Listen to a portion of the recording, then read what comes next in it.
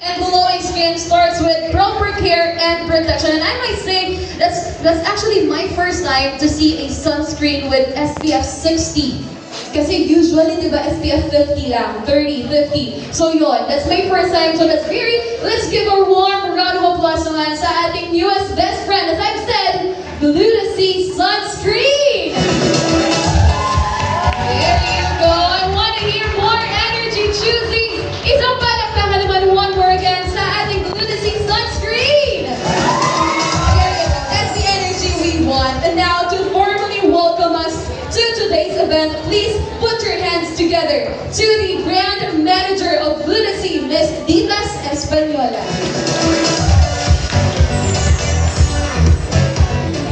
Hello everybody, good afternoon.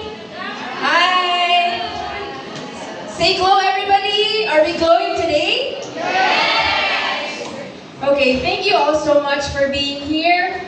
We appreciate the time that you have spent just to be here with us to celebrate another milestone that Gluta-C and the rest of our team is celebrating today. Okay, first of all, we would like to thank our key opinion leaders, those who have been with us ever since the beginning, our day ones, those who have been growing with us for the past years. Again, it's very nice to see familiar faces coming from our last event. So thank you and welcome again to today's event. To our media partners who are here, thank you all so much for providing us a platform to share with the rest of the world another milestone that Gluta-C is achieving yet again today. So, as mentioned earlier, we are launching today our newest addition to the Gluta-C family, which is our brightening sunscreen. And with that, we would like to encourage everybody to take time to appreciate the product. And just so you know, we're very excited for everybody to test it out. We have made this product was formulated very intentionally to adapt to our daily activities. Aside from providing us our sunscreen protection, the brightening sunscreen is also equipped to provide us with our blue light protection to make sure that we don't just get sun protected, but even though you're lounging in the beach or you're outside commuting to your daily grind to the office or your routine, even though you're scrolling down your phones 2 in the morning, we made sure that everybody here is protected. So, with that, we're very excited that you get to experience it yourself. Today is packed with so much activities, so please stay. We have wonderful guests, Doc Kat here, and another special guest to help us appreciate more the product that we have in store for you. So with that, I'm very pleased to welcome everybody here today. Thank you so much. Cheers, everybody! Everyone!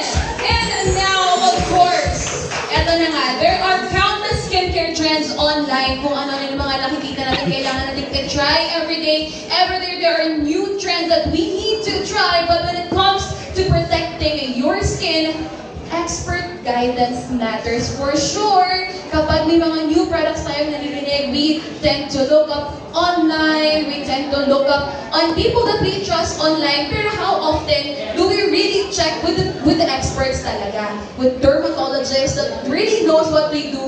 Now, of course, to help us understand the science behind sun protection, let us call on our first guest this afternoon, who is an aesthetic dermatologist from QC or Quezon City. She is a diplomat of the American Academy of Aesthetic Medicine and a member of the International Society of Dermatology. She is also one of the board of directors of the Philippine Academy of Aesthetic Age Management Medicine. She is currently a consultant dermatologist and anti-aging specialist and the medical doctor of top two aesthetic providers. Now, a true skin expert, often featured in various media networks such as Rated K and Salamat Doc. Also a TV commercial and print ad model and a mom of 4 beautiful kids. Ladies, let's welcome Dr. Kat Porciuncala.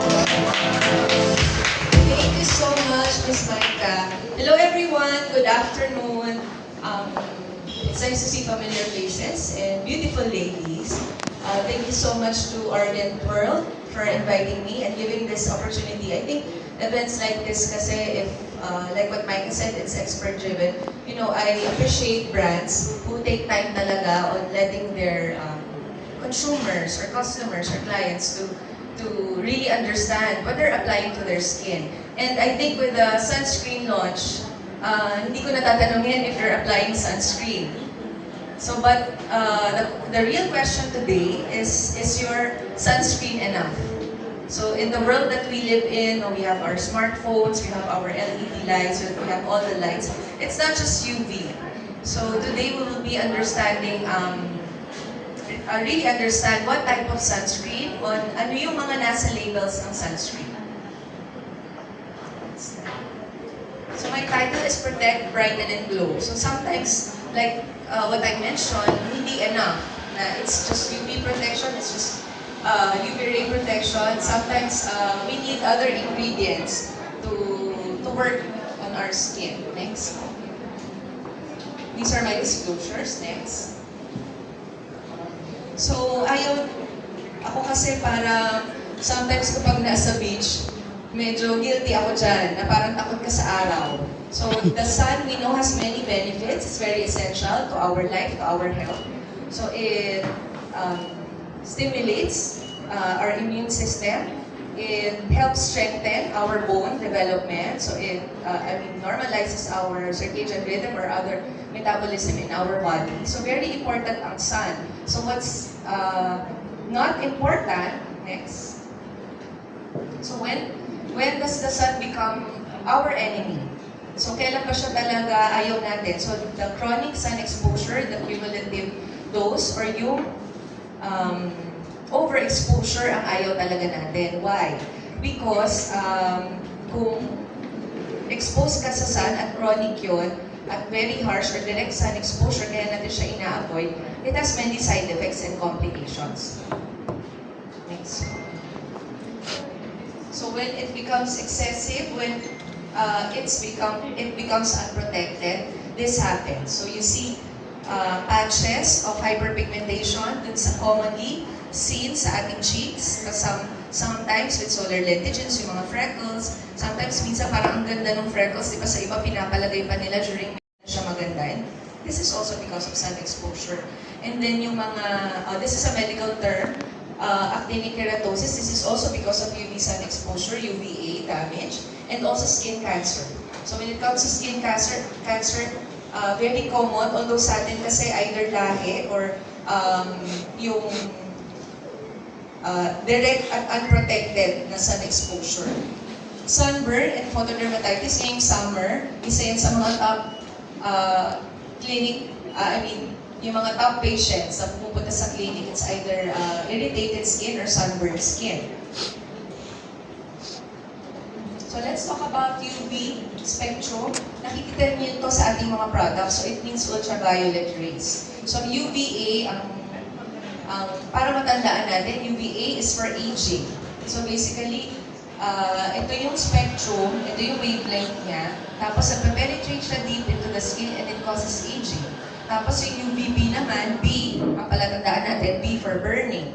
And then UVC, hindi natin siya masyadong kasi it do not reach the skin. So, we have our ozone layer to protect us. And then, ayun, yun yung sinasabi ko, UVA is for aging. So basically, kapag ka-expose tayo sa UVA or ultraviolet ray A, dinadamage siya yung ating skin. So ito yung nagkakos ng hyperpigmentation, ito yung nagkakos, kita nyo ba yung mga beach lovers, saka yung mga mahilig mag-garden, na unprotected, na hindi nagsasunscreen, sila yung mas older looking ang skin. And this is because of the UVA damage. UVB is burning, so sila yung nasa on top of the layer lang. So ito yung sunog. So it doesn't penetrate deep into the skin. Sila yung nakaka-irritate ng balat. So B is for burn or photodermatitis. Next. Ayan, to further elaborate, explain ko na for aging skin. So it breaks down yung collagen. Kasi alam natin, collagen and elastin responsible kung bakit firm at younger looking ang ating skin. So kung may breakdown ng collagen, there's wrinkles, so it triggers also hyperpigmentation. So mukhang talagang, yun, as the photo shows, talagang nag-age ang skin. And then, next. UVB naman, dinadamage niya ang ating cells. So, we need to protect our skin from UVB because it directly damages our DNA and it's the primary driver for skin cancer. Next.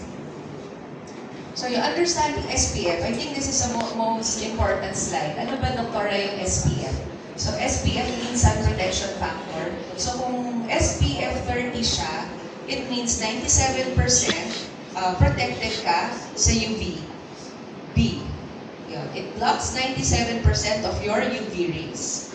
And then kapag SPF 50 ka, it blocks 98%. And then, ang question na, Doktora, wala bang 100%? So some rays nakakalusot, so walang 100% sun protection, even in SPF 150 or 200. Tapos, basically, hindi kasi siya rin ginagamit. So we see our mga sunscreen, yung mga tanning lotion na may sunscreen, it's up to SPF 150. Pero it still offers less than 100% protection, hindi complete. Yung UVA protection. Next. So again, it's the first line of defense. So our protection, SPF, sunscreen, UVB protection is with the sun protection factor sa ating mga sunscreen. Next. How about yung PA? So you see sunscreens having SPF 50 or 60, like our sunscreen, Lucas sunscreen, it has SPF 60. So what does it mean? Kanina, kung may nakikinig. Yes, galing. Nakikinig yung mga nasa loob. Yun, so but ang PA is our from UVA. So protection grade factor naman siya. So you see our sunscreen today, yung nilalaunch ng Gluta-C is SPF 60. And then PA plus 3. So the higher yung plus, it means extremely high UVA protection. So the other one, UVB protection, the sun protection factor. And then ang ating PA is UVA protection. Next. So the American Academy of Dermatology, meron silang recommendation. It's actually a minimum of SPF 30 to get 97% protection. And then, but the higher the SPF, the higher the UVB protection. So we choose a broad spectrum SPF or higher. Use sunscreen year-round. So hindi sinasabi na mag-apply ka lang ng sunscreen pang summer. Hindi sinasabi kapag nasa beach ka lang, kundi daily protection. So maliliwanagan tayo why we need daily protection of sunscreen. You have to apply generously and reapply every 2 hours. So if you plan to be under the sun for 8 hours, ilang beses kayo mag-apply? 4, tama. Kasi but if you're out, pupunta ka lang sa office, how many times should you apply? So sometimes sinasabi nila once is enough. But if you're under the sun, you have to reapply every 2 hours. Next. The types of sunscreen, you also have to understand, but yung sunscreen ko hindi nag-work.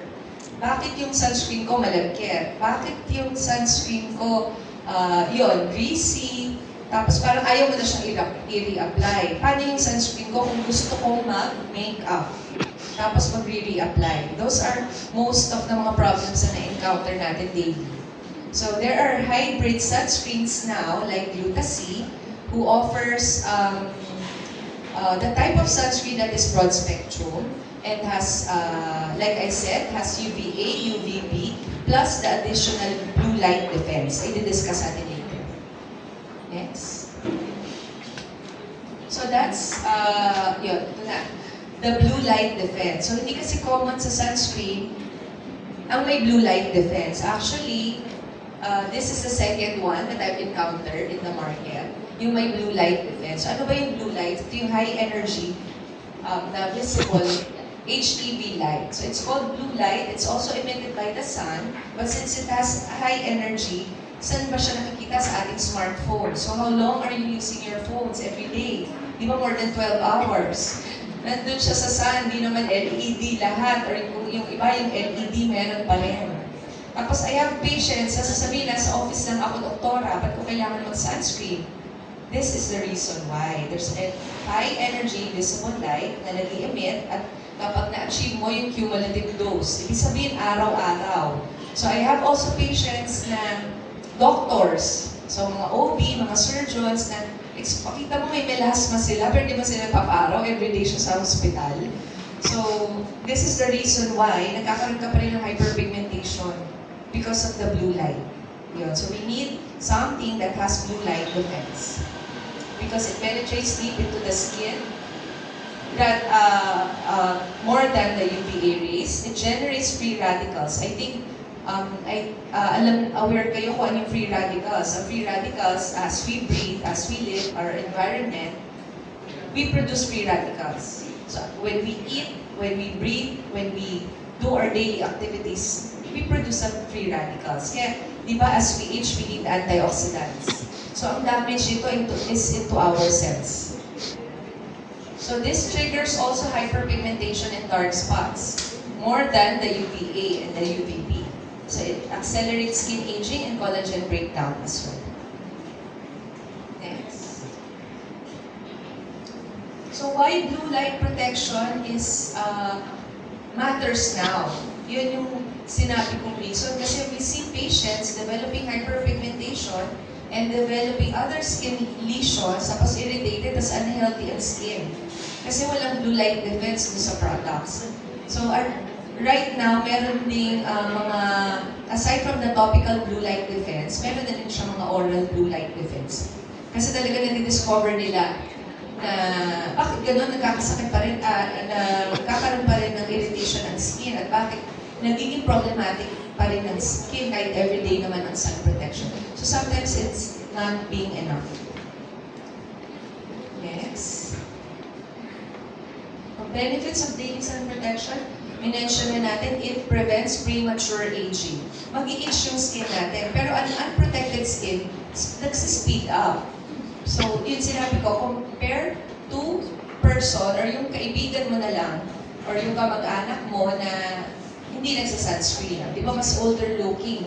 Yung talagang walang skincare. Ay, moisturizer na lang ako.